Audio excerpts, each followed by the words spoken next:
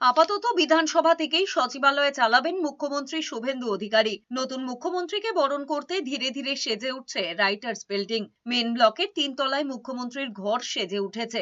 ঘর জুড়ে বাঙালিয়ানার ছোঁয়া, বাংলার ঐতিহ্য, ট্রাম, গঙ্গা, শ্যামবাজারে নেতাজির মূর্তি। প্রাক্তন মুখ্যমন্ত্রী মমতা বন্দ্যোপাধ্যায়ের নেমপ্লেট খুলে সেখানে শুভেন্দু অধিকারীর নেমপ্লেট বসানো হয়েছে। বাকি মন্ত্রীদের ঘরের কাজ চলছে। এদিকে আপাতত বিধানসভা থেকেই নিজের সচিবালয়ে চালাবেন শুভেন্দু অধিকারী।